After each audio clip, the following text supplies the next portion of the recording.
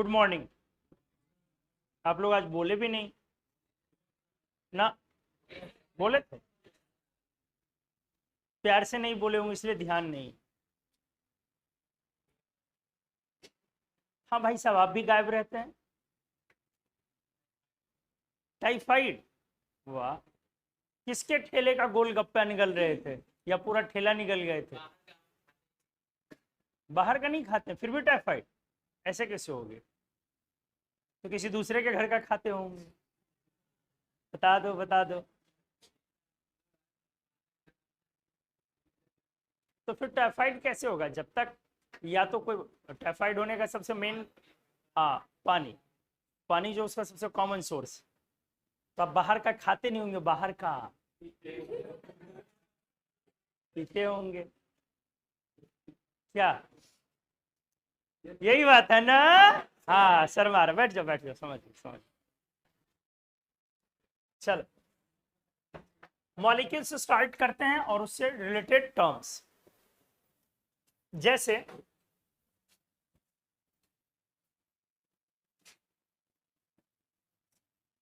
सबसे पहले difference between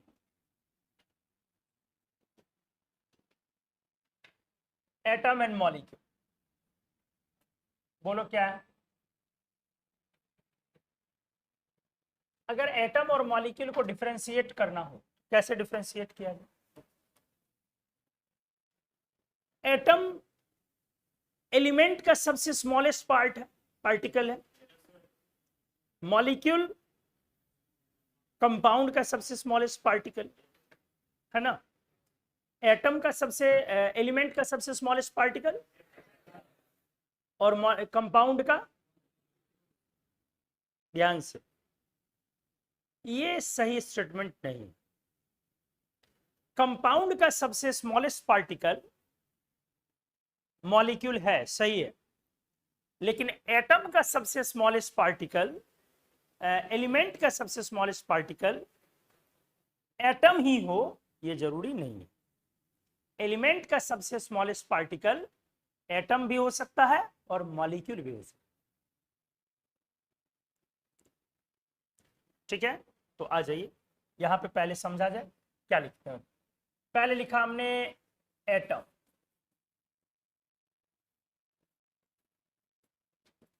it is the smallest particle of element, नहीं विच, पहले समझो, हमने बोला एलिमेंट का स्मॉलेस्ट पार्टिकल एटम ही हो यह जरूरी नहीं है, लेकिन जब भी एटम की बात करोगे तो ये एलिमेंट का ही ना स्मॉलेस्ट पार्टिकल होगा। एलिमेंट का स्मॉलेस्ट पार्टिकल मॉलिक्यूल भी हो सकता, जैसे ऑक्सीजन एक एलिमेंट है तो उसका स्मॉलेस्ट पार्टिकल क्या होगा? O2, जो एग्जिस्ट कर सकता, क्या होगा?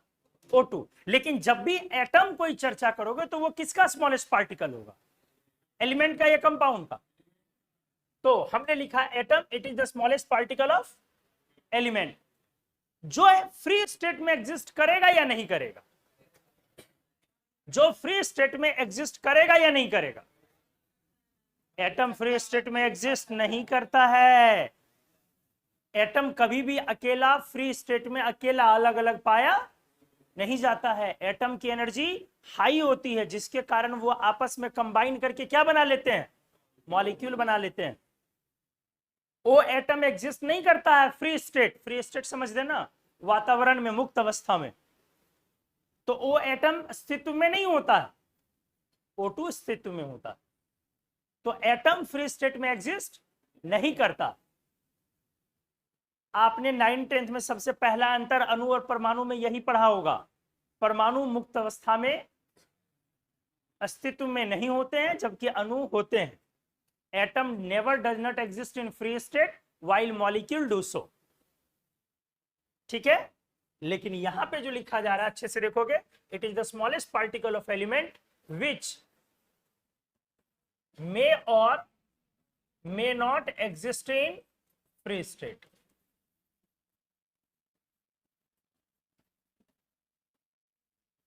ठीक है, जो कि एग्जिस्ट कर सकता है या नहीं कर सकता है, किसमें?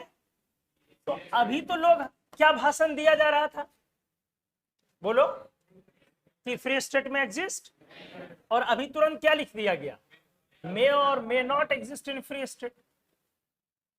तो क्यों ऐसा हो गया, इनर्ट गैस के कारण। एटम कभी भी फ्री स्टेट में एग्जिस्ट नहीं कर सकता है except inert gas.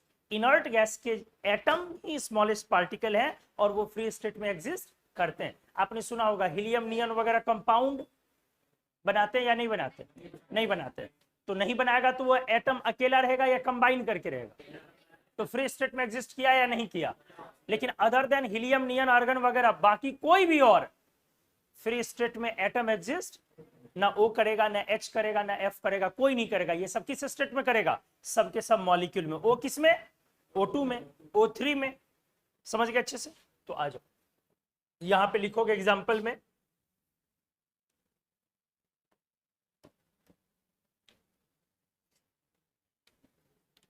Helium neon argon हुआ ना, ये सब क्या है, can exist in free state.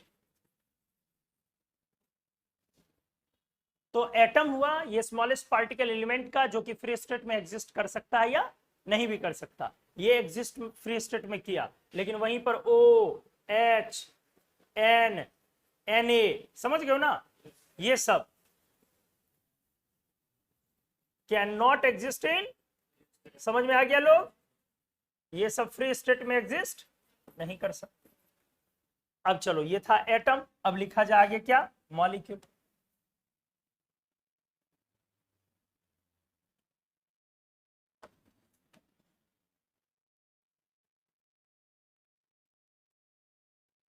फिर से क्या बोलोगे,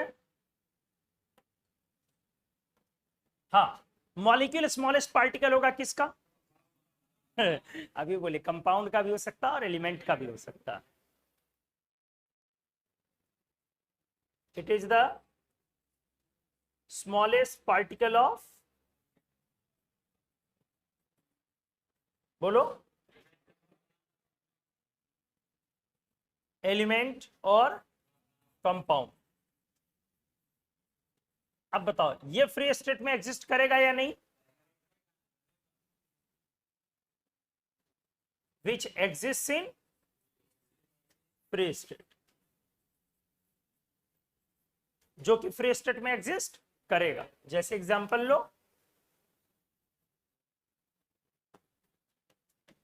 O2 एलिमेंटल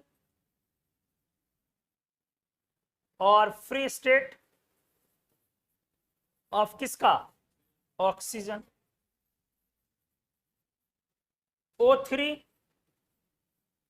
एलिमेंटल और फ्री स्टेट, ये भी किसका, एलोट्रॉप्स हमने पढ़ा है।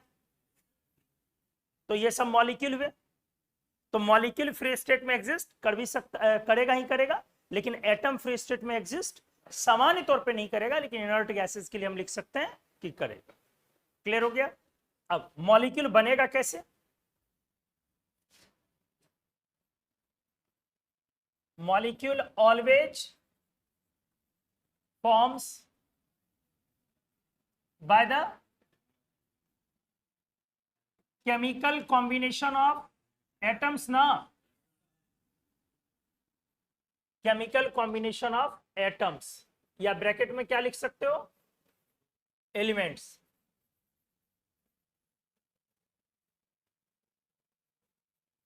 मॉलिक्यूल जब भी बनेगा तो कैसे बनेगा, केमिकल कॉम्बिनेशन ऑफ एटम्स से। मतलब आप मॉलिक्यूल को कह सकते हैं कि वो परमाणुओं का क्या है, संग्रह, जो रिएक्ट कर गया आपस में कि नहीं किया, किया है, अभिक्रिया कर गया ना। मॉलिक्यूल इज दस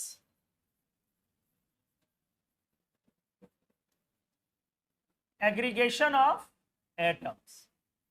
इस तरह से जो मॉलिक्यूल है बेटा वो क्या है, अपना एटम का एग्रीगेशन। एग्रीगेशन समझ रहे हो, जमावड़ा, जोड़, योग, जमावड़ा जिसको बोलते हो, एग्रीगेट मार्क्स बोलते हैं ना, एग्रीगेट मार्क्स। मॉलिक्यूल जो हुआ वो एटम का ही क्या है, एग्रीगेशन। ठीक है, एटम और मॉलिक्यूल समझ चुके। मॉलिक्यूल फ्री स्टेट में एग्जिस्ट करेगा, एटम फ्री स्टेट में एग्जिस्ट कर भी सकता है, नहीं भी कर सकता। What about metal? What about metal के बारे में अगर हमने लिखा मेटल्स, तो हम समझना चाह रहे हैं इसका स्मॉलेस्ट पार्टिकल क्या होगा। ध्यान से, एटम और मॉलिक्यूल। मेटल जब भी आप बात करते हो तो इसका स्मॉलेस्ट पार्टिकल क्या होगा, एटम या मॉलिक्यूल? बोलो। एटम, मॉलिक्यूल नहीं। तो अभी तो आपने थोड़ी देर पहले क्या बोला कि जो एटम फ्री स्टेट में एग्जिस्ट करेंगे वो सिर्फ कौन है, इनर्ट गैस। अभी आपने थोड़ी देर पहले बोला कि जो फ्री स्टेट में एग्जिस्ट करेगा वो सिर्फ कौन है, और जो यहां पर सोडियम लिखा वो मेटल है। और आपने साफ साफ लिखा कि can not exist in free state, metal free state में एग्जिस्ट ये सोडियम नहीं करेगा। और अभी आपने तुरंत क्या लिखा कि मेटल का स्मॉलेस्ट पार्टिकल एटम है, और एटम फ्री स्टेट में एग्जिस्ट नहीं करता है, तो फिर कैसे हो गया? तो आप इस चीज को समझे अच्छे से। जब भी आप किसी मेटल की बात करते हैं तो उसका मतलब समझे।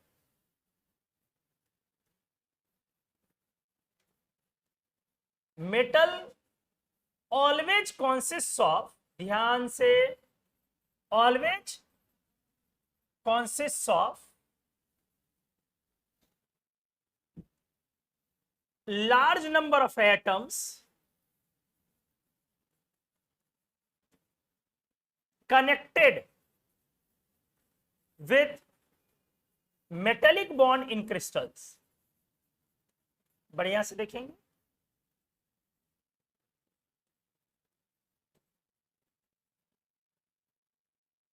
हमने बोला metal always consist of, metal में हमेशा होता है, क्या होता है, लार्ज नंबर ऑफ एटम्स, बहुत सारे atoms. Infinite number of atoms क्या ले, हमेशा मेटल में होते हैं बहुत सारे एटम्स, और आपस में वो जुड़े होते हैं, किस चीज से, मेटेलिक बॉन्ड से।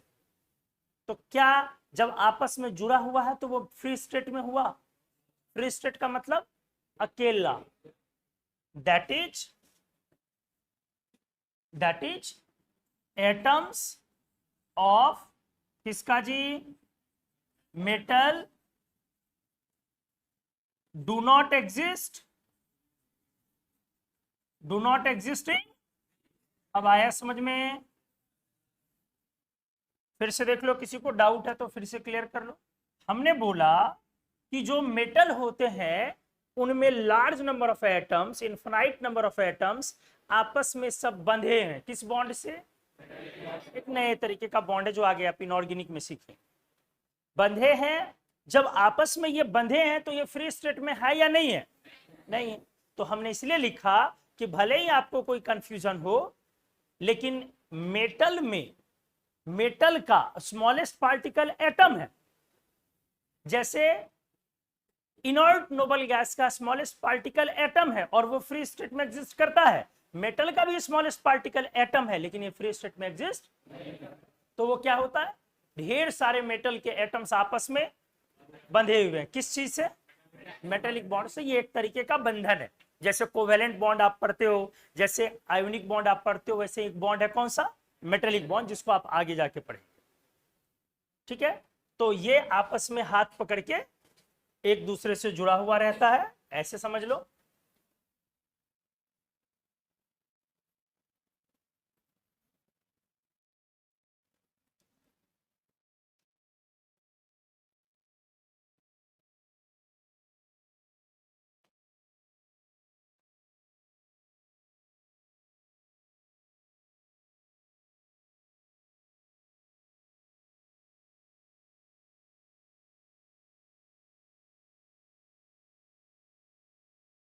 ये होता है मेटल, ढेर सारे एटम्स आपस में इलेक्ट्रॉन से घिर जाते हैं एटम्स,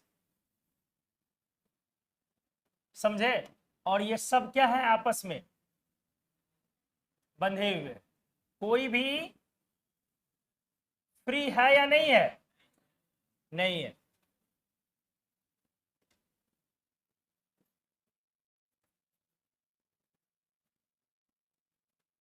कोई भी फ्री है या नहीं है? ये सब आपस में बंधे हुए। इसमें क्या आप नंबर ऑफ एटम्स गिन सकते हैं? इसीलिए अगर आपको लिखना होता है ऑक्सीजन, आप लिखते हो O2, sulphur S8 S6 S2 कुछ भी लिखते हो, मेटल में देखोगे हमेशा 1 लिखते हो, क्योंकि गिन ही नहीं सकते। ठीक है, आगे और क्लियर हो जाए। अगला टर्म अपन डिफाइन करते हैं अब, मॉलिक्यूलरिटी। क्या डिफाइन होगा?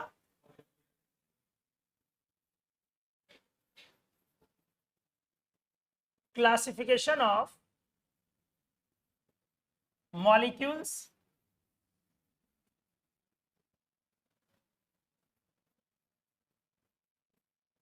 on the basis of molecularity।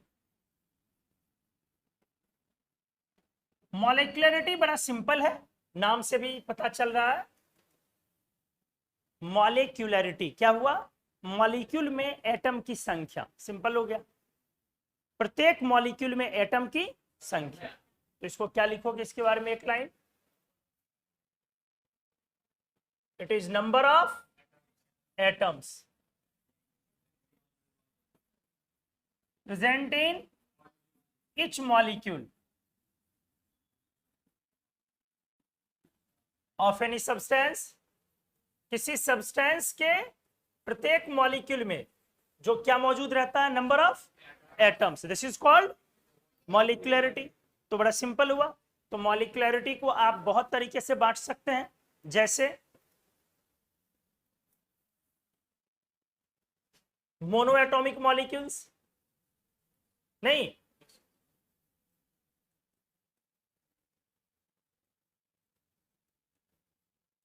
Mono atomic substances, molecule नहीं बोलना चाहिए, मोनो एटॉमिक सब्सटेंसेज। पहला बोलो, इसमें कौन काउंट होगा?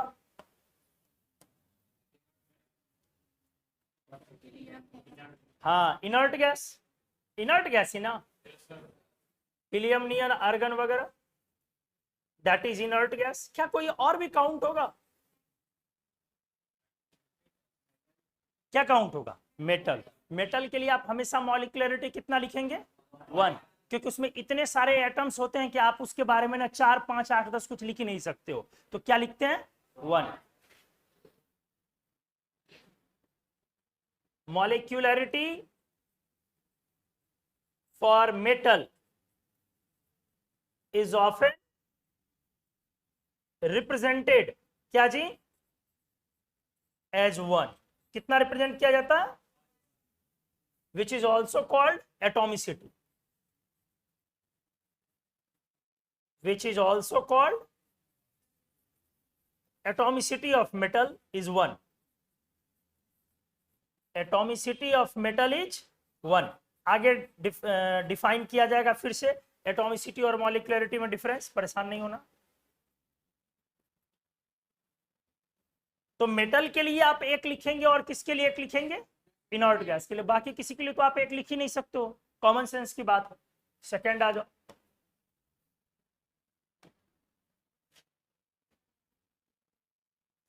Diatomic molecules.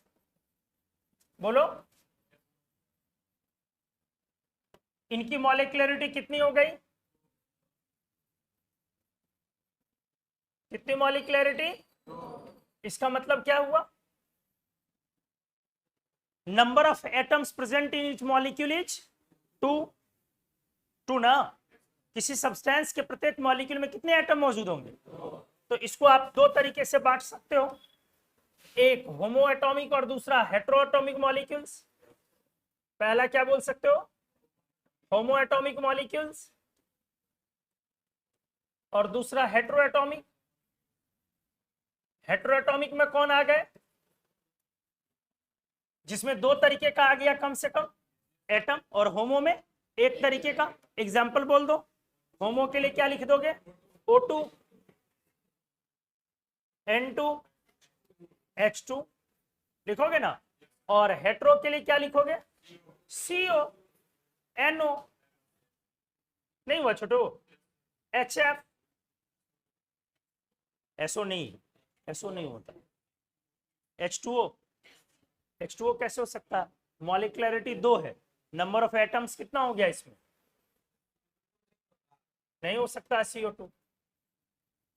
Number of atoms in each molecule कितने होने चाहिए? 2। इसीलिए यहां पर क्या नहीं हो सकता है?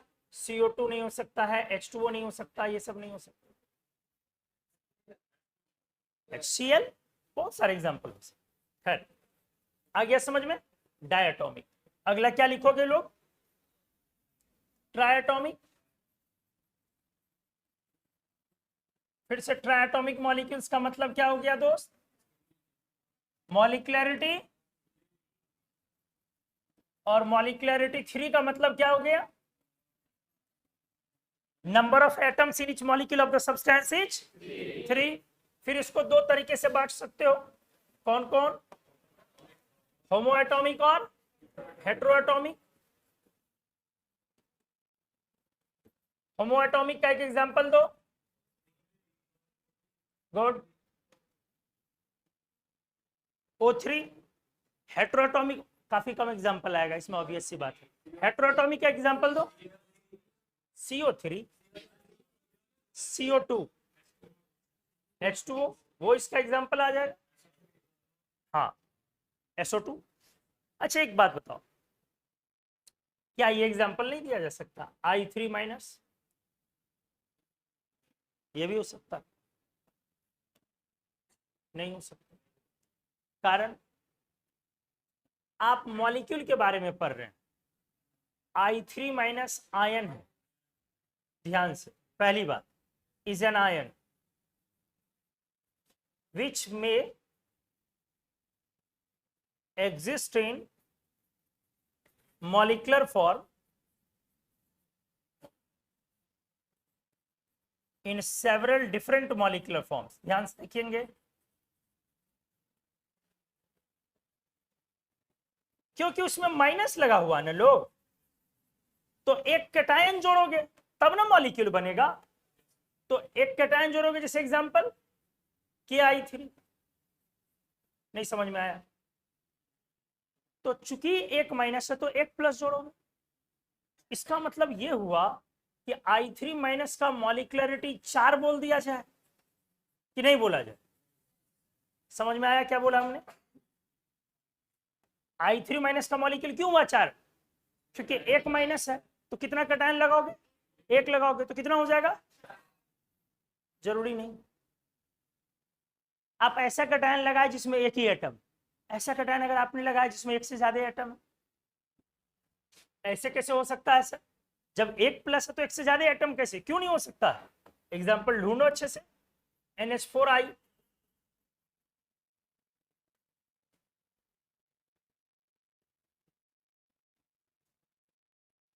समझ में आया कुछ?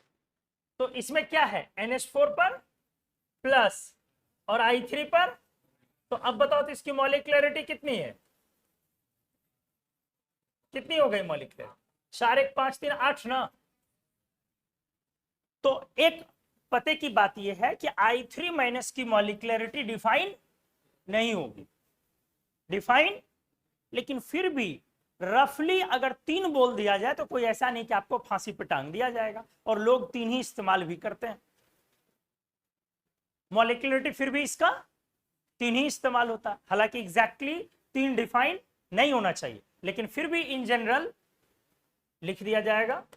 Still in practice molecularity of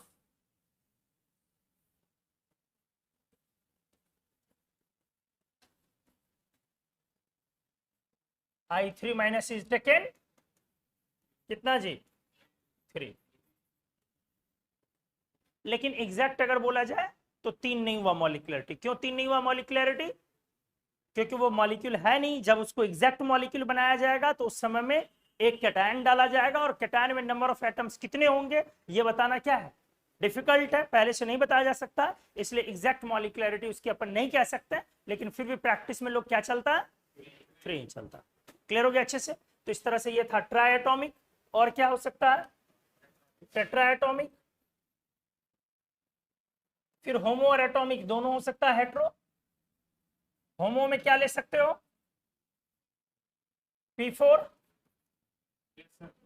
ले सकते हो ना, O4 हमने एक बार बताया था, याद होगा। और हेट्रो में क्या ले सकते हो, SO3, सही है। और क्या ले सकते हो, NH3 हो गया, ये होमो एटॉमिक हो गया, और इधर हेट्रो एटॉमिक।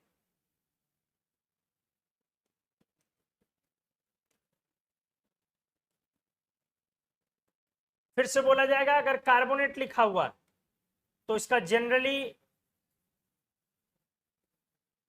मॉलिक्युलरिटी कितना ले लिया जाता है, कंसिडर्ड 4 ना, यही ना। लेकिन ये प्रिसाइज और एग्जैक्ट नहीं है, सही नहीं है, आप समझ चुके हैं इस बात को, इसलिए हमने लिख दिया क्या, जनरल। खैर, तो इस तरह से और क्या जा सकता है, ट्राइएटॉमिक चौथा क्या हो जाएगा, टेट्राएटॉमिक पांचवा, पेंटा, इस तरह से आगे बढ़ेगा। तो ऑक्टाएटॉमिक भी हो सकता है, नहीं हो जाएगा, मान लो 8 नंबर पे चले जाओगे तो ऑक्टाएटॉमिक। क्या बोलोगे, एक एग्जांपल बोलो। हाँ, एसेट ना, IF7 वगैरह वगैरह। तो इस तरह से हम लोग लिख सकते हैं मॉलिक्युलरिटी के बेसिस पर सब्सटेंस को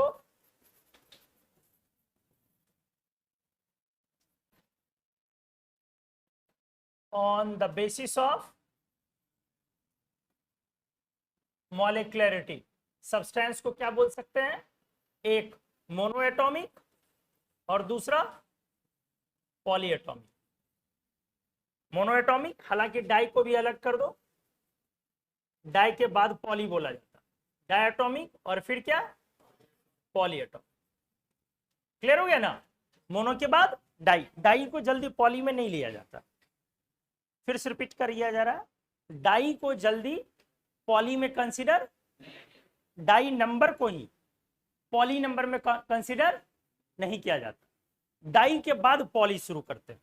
इनऑर्गेनिक में लगभग सारे जगहों पर यही इस्तेमाल होता है कि जब भी आप पॉली टर्म इस्तेमाल करते हैं तो पॉली मतलब बहुत सारा, तो आप मोनो डाई के बाद ट्राई ऑनवर्ड्स जितना है सबको किस में ले सकते हो, पॉली। तो मॉलिक्युलरिटी के बेसिस पर इस तरह से mono atomic molecules, diatomic molecules, और उसके बाद क्या आ जाएंगे सारे, पॉली एटॉमिक मॉलिक्यूल्स। किसी को यहां तक कोई डाउट? हाँ छोटू बोलो। हेट्रो, एक से ज्यादा तरह का, होमो समान। अगर आपका जितने भी मॉलिक्यूल में एटम है सब एक ही एटम, समान एक ही एटम, तो होमो एटॉमिक हुआ। अगर एटम्स क्या है, अलग अलग, तो वो क्या कहलाए, हेट्रो एटॉमिक। पूछ लिया कीजिए, ऐसे कुछ भी डाउट हो तो पूछ लिया करो।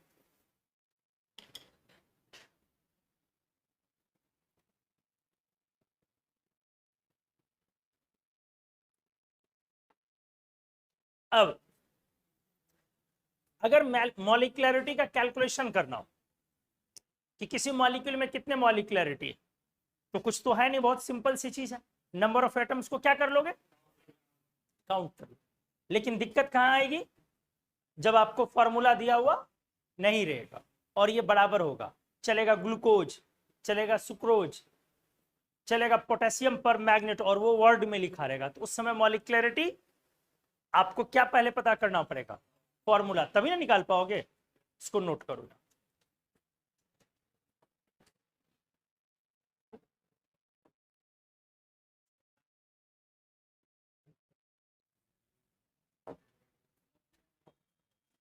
आइए, सल्फर, एक स्पेशल केस कर रहे हैं, किसका, सल्फर।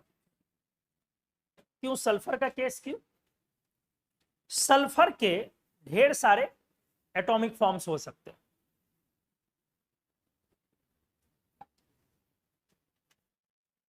याद है आपको, S2 इसका वेपर फॉर्म था ना जी। इसके बाद S6, S7, S8, S20, याद आया।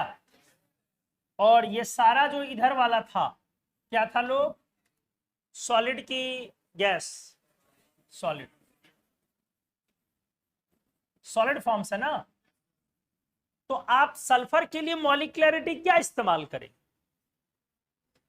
ढेर सारे मॉलिक्युलरिटी हो गए, लेकिन इन जनरल नहीं कुछ लिखा जाए तो सल्फर के लिए मॉलिक्युलरिटी, जनरल मॉलिक्युलरिटी फॉर सल्फर क्या लोगे, जल्दी बताओ, पढ़ाया हुआ है। हाँ 8। क्या लिखाया था, रूम टेम्परेचर पर सल्फर किस में रहता है सबसे ज्यादा, कौन सा मॉलिक्यूल में, एसिड में। तो जनरल मॉलिक्युलरिटी ऑफ सल्फर कितना, लेकिन फिर भी आपको डिपेंड करेगा कि क्वेश्चन में क्या दिया हुआ है उसके हिसाब से। तो सल्फर का जनरल मॉलिक्युलरिटी लिया जाता है 8, उसके बाद 1 लिया जाता है सेकंड नंबर पर, क्योंकि ढेर सारा चूंकि फॉर्म है तो नहीं कुछ लिख करके क्या लिख दिया जाता है एस, जैसे मेटल के केस में सीधे 1 लिख दिया जाता। तो सल्फर का भी जनरल मॉलिक्युलरिटी 8 लिया जाता है, लेकिन फिर भी कई बार क्वेश्चन में क्या किया जाता है, सिर्फ एस लिख के काम चला दिया जाता। Also molecularity equals to 1 use for sulphur frequently. आपको समझ में आ गया लॉजिक क्यों, बोलो, क्योंकि ढेर सारे हैं ना, तो कभी 2 ले, 6 ले, 7 ले, 8 ले, तो इसलिए सीधा सिंपल क्या लिख दिया जाता है, एस लिख करके भी चला जाता है। ठीक है, तो ये सल्फर का एक केस के। अब कुछ मॉलिक्यूल्स की मॉलिक्युलरिटी काउंट करें आप।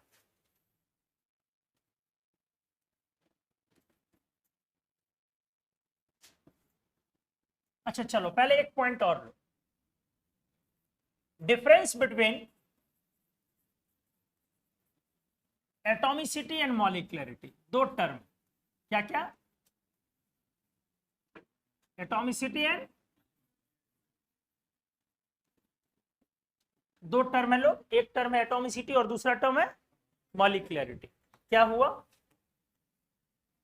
एटॉमिसिटी किसी एक एलिमेंट के लिए डिफाइन है कि मॉलिक्यूल में उसके एटम की संख्या कितनी।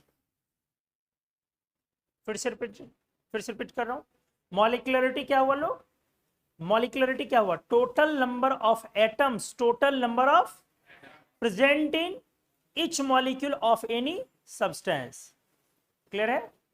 और एटॉमिसिटी क्या हुआ, number of atoms of an individual element present in each molecule of the substance. Molecule में टोटल एटम्स को काउंट कर लिया तो दैट इज एटॉमिसिटी या मॉलिक्युलरिटी, लेकिन एक मॉलिक्यूल में किसी खास एटम एलिमेंट के एटम की संख्या, ये क्या है,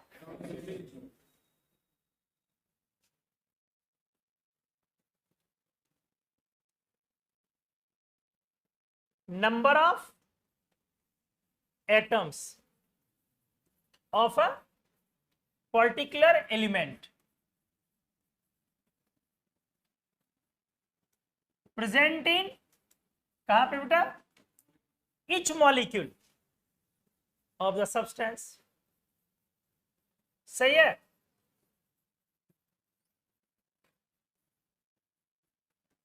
number of atoms of a particular element, किसी खास एलिमेंट के परमाणुओं की संख्या जो मौजूद है प्रत्येक अणु में, किसी सब्सटेंस के प्रत्येक अणु में। जैसे एग्जांपल में H2SO4 आपने लिखा, तो बताओ लोग मॉलिक्युलरिटी कितनी है, मॉलिक्युलरिटी H की बोली जाएगी कि S की, कि पूरे मॉलिक्यूल की, तो मॉलिक्युलरिटी ऑफ H2SO4 बराबर, अब अगर बोला जाए एटॉमिसिटी ऑफ हाइड्रोजन बोला जाए तो कितनी है? क्या इसको ये बोला जा सकता है मॉलिक्युलरिटी ऑफ हाइड्रोजन बराबर 2? बोलो, बोला जा सकता है या नहीं? नहीं। कैसे बोल दोगे? मॉलिक्युलरिटी क्या है? बार बार फिर गड़बड़ कर रहे हो उस बात को बेटा, नहीं बोल सकते हो ना। मॉलिक्युलरिटी क्या हुआ? Total number of atoms present in each molecule of the substance. तो मॉलिक्युलरिटी पूरे मॉलिक्यूल का प्रॉपर्टी और एटॉमिसिटी एक एलिमेंट का प्रॉपर्टी। तो आप यहां मॉलिक्युलरिटी ऑफ हाइड्रोजन 2 नहीं बोल सकते। क्या बोल सकते हैं? Atomicity of hydrogen 2। आपको अगर बोलना है कि एटॉमिसिटी ऑफ सल्फर बराबर 1, एटॉमिसिटी ऑफ ऑक्सीजन बराबर, क्या मॉलिक्युलरिटी ऑफ ऑक्सीजन बराबर 4 बोल सकते हो? आ गया समझ में? क्लियर हो गया? तो जैसे और एक एग्जांपल ले लो।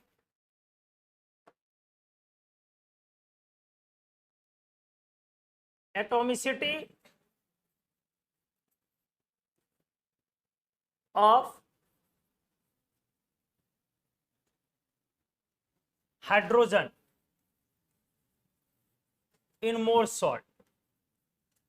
मोर सॉल्ट का में किसकी एटॉमिसिटी हमने पूछा है? हाइड्रोजन। तो what is Mohr salt? FeSO4 dot NH4 whole two SO4 dot 6H2। तो बताओ आंसर क्या हो जाएगा? मॉलिक एटॉमिसिटी हमने पूछा हाइड्रोजन का, तो हाइड्रोजन 4 गुना 2 8, और यहां भी तो है 12, नहीं है?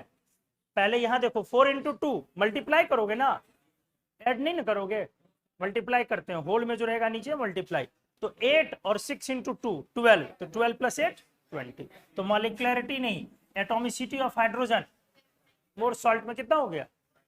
क्लियर है?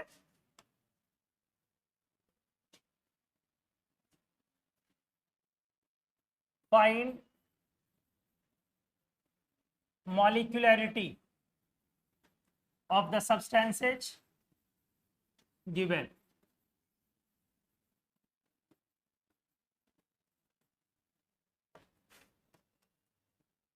पहला बोला जब पोटेशियम पर मैग्नेट, तो आपको क्या याद रखना पड़ेगा? फॉर्मूला क्या होता है बताओ? गुड। बताओ मॉलिक्युलरिटी कितना हो गया? 4 5 6 ना।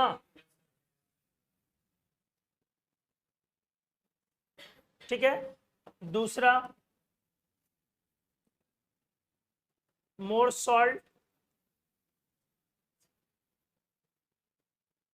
फॉर्मूला अभी किया हमने, FeSO4, ये सब कॉमन फॉर्मूला, ये सब याद रहना चाहिए। SO4 डॉट, चलो बता दो कितना?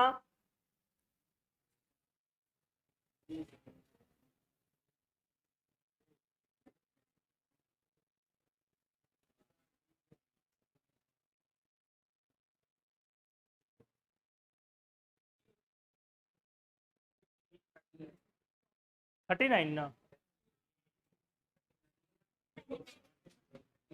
अरे यार 4 5 6 2 8 प्लस 8 16 1 17 4 21 प्लस 12 21 प्लस 12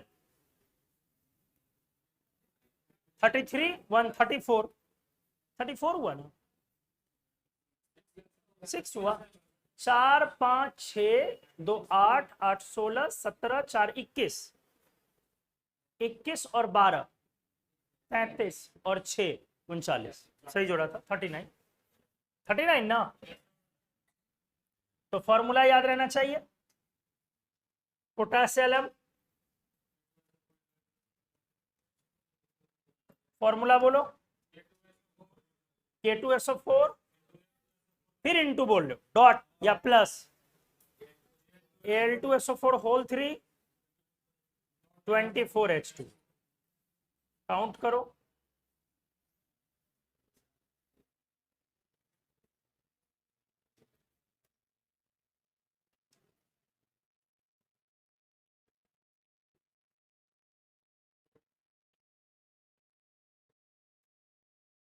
हुआ कितना?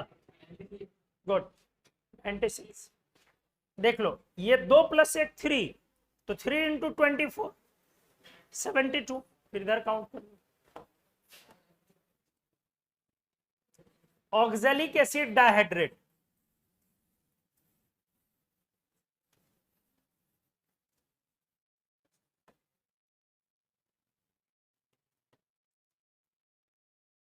क्वेश्चन में बराबर ये सब टर्म रहेगा, तो ये सब टर्म समझना जरूरी है। Oxalic acid dihydrate, oxalic acid क्या होता है लोग? H2C2O4। डाइहाइड्रेट मतलब 2 वाटर जुट गया। आ गया समझ में? तो 4 2 6 2 8 और 3 × 2 6, तो 8 + 6 14 ना। आ गया समझ में? कोई दिक्कत किसी को? Glucose, good. तो कितना हो गया?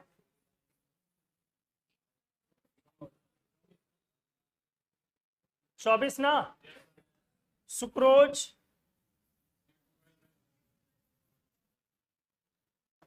हमने बोला था आप चीनी ना बोला करें, सुक्रोज का रिफाइंड फॉर्म है चीनी। सुक्रोज इज नॉट एग्जैक्टली चीनी। क्या है फॉर्मूला? कितना हो गया? 45 ना। मेलाकाइट ग्रीन, मेलाकाइट आपने सुना होगा, ये ग्रीन कलर का सब्सटेंस होता है, 9th-10th में आपने पढ़ा होगा। CuCO3 डॉट CuOH होल 2, क्या formula? CuCO3 dot CuOH whole 2। और एक मिलता जुलता फॉर्मूला है, उसको बोलते हैं एज्यूराइट, और वो ब्लू कलर का होता है। आपको याद ही रखना पड़ेगा, मेलाकाइट ग्रीन बोलो और एज्यूराइट ब्लू बोलो। इसका फॉर्मूला होता है, 2 लगा दो, 2CuCO3 डॉट CuOH होल 2। अब देखो हमने क्यों दिया बनाने, 31415, अरे Cu में 2 नहीं ना जोड़ लोगे बे, 31415 516 2 8 2। अच्छा इसमें बोलो 10 का सीधा दुगुना ना, 20 ना। ये जो शुरू में लगता है ना, ये डॉट के पहले समाप्त हो गया, मतलब सिर्फ इस मॉलिक्यूल के लिए लगा हो। तो 10 तो था, अब 10 में कितना ऐड हो गया? 1 1 2 3 5 एक्स्ट्रा ऐड हो गया, 1 1 2 और 3 5 एक्स्ट्रा हो गया, तो 15। आया समझ में? एक और एग्जांपल आखिरी,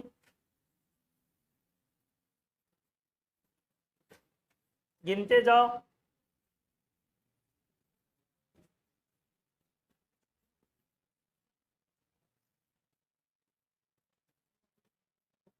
बोलो।